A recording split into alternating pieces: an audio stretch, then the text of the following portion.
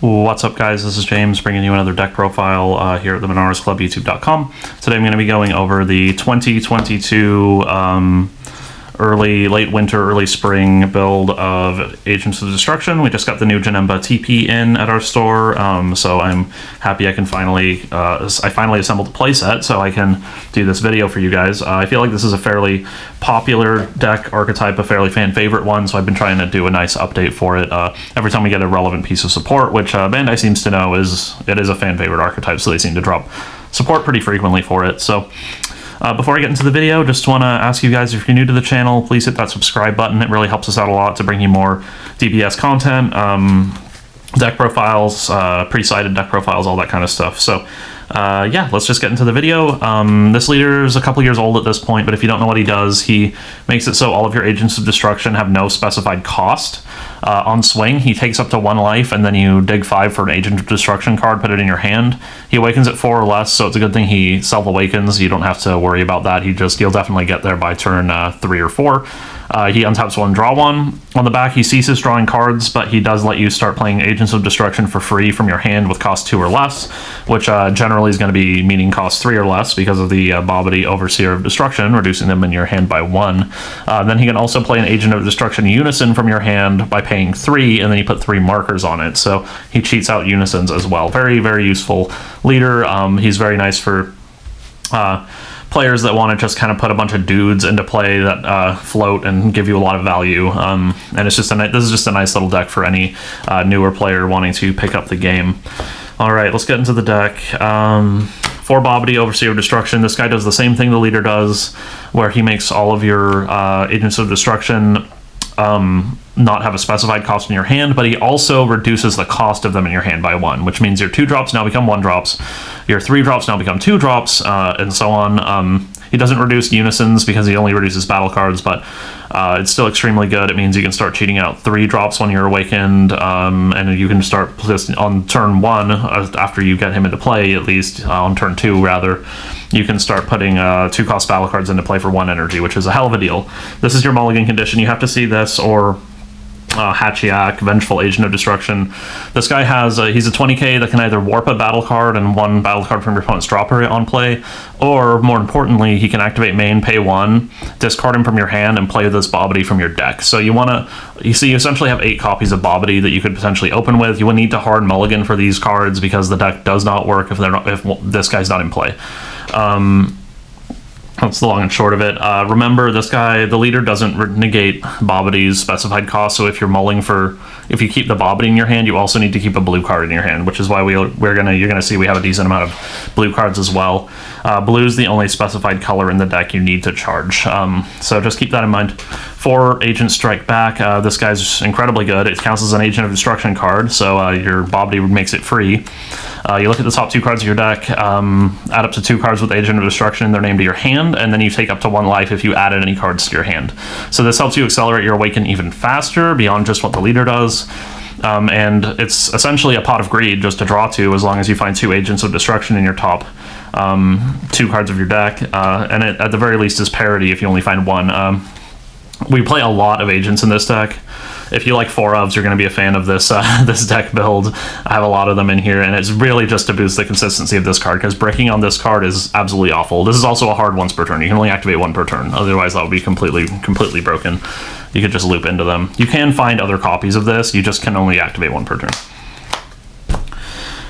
2 drops. These guys will end up only costing 1 once Bobbity's in play. We got 4 Turles. He is blue, which is incredibly important for charging, not just for your Bobbity, but for your Sensu Beans.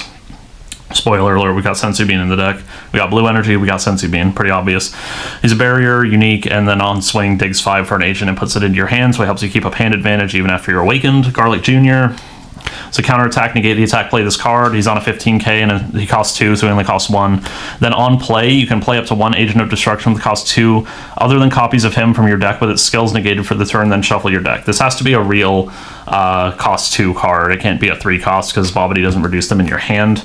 You're generally going to be going into Turles if you don't have Turles in play. Turles is unique, so you can't play him if you already have one in play. But you're going to be going to Turles or just a copy of Android 13 or your Super Combo. These are all viable options. Android 13 is an incredible counterplay.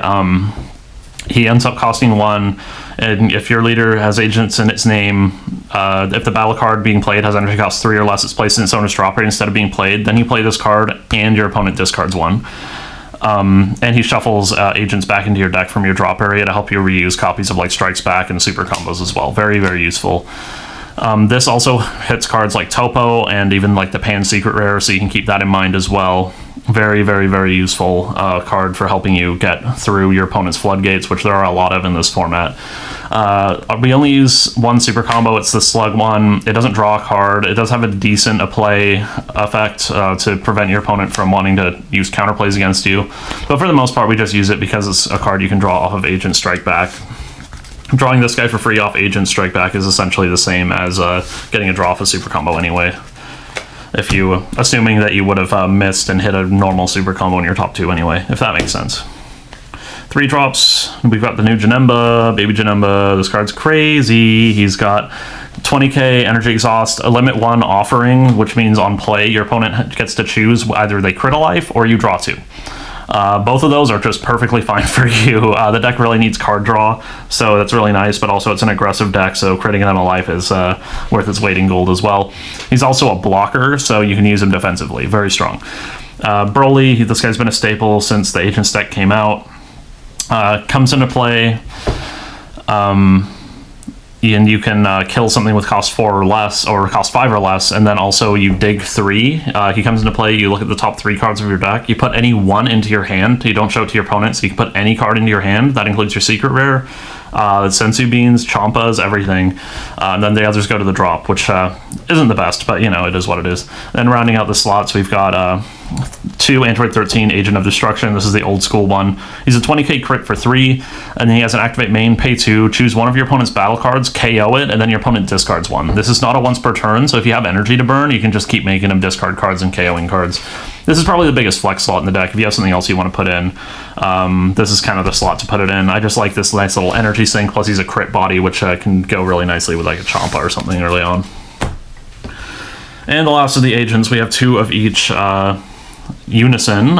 You want these for different situations. The Boo's really nice because he keeps your card advantage up and is good against like boss monster strategies, whereas Vegeta can help you clear barrier cards and is just a double strike crit. So very, very good for different matchups. So, you know, just a 2-2 split to make sure you've got coverage. Last couple of cards here. We've got 4 Sensu Bean. This is the only card in the deck other than Bobbity that you need to have specified energy for, so make sure you charge a blue fairly early to keep access to these. Very good card. Obviously, it's Sensu Bean. It's been good since that one. 2 Champas help you kill your opponent dead. 1 Fighting Against Fate, and then 1 Supreme Kai of Time Secret Rare. This can be whatever Secret Rare you want. I like Supreme Kai of Time. I think she's really, really good. You can use Pan. If you're on a really tight budget, you can use Heroine's Lineage. They're all good, though.